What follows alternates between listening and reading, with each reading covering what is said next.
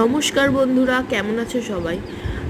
আমি চলে গেছিলাম আমার এক আত্মীয়ের বাড়ি গ্রামে। সেখানে গিয়ে আমরা ভাই বোনেরা মিলে চাষের ক্ষেত দেখতে বেরিয়ে পড়েছিলাম। দেখো বন্ধুরা, এখানে কত গাঁদা ফুলের চাষ হয়েছে।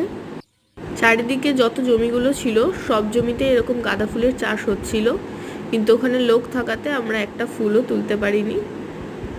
তবে জায়গাটা খুব সুন্দর লাগলো।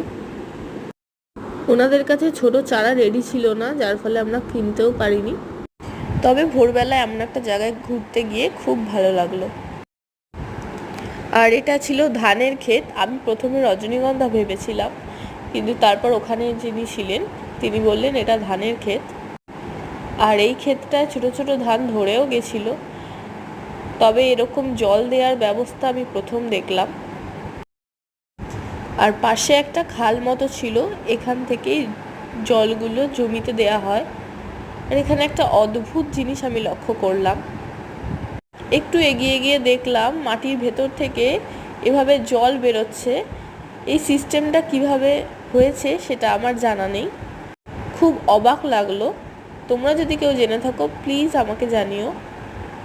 দুই ধারে জমির মাঝখান দিয়ে সরু রাস্তা দিয়ে আমরা এই জায়গাটায় গেছিলাম।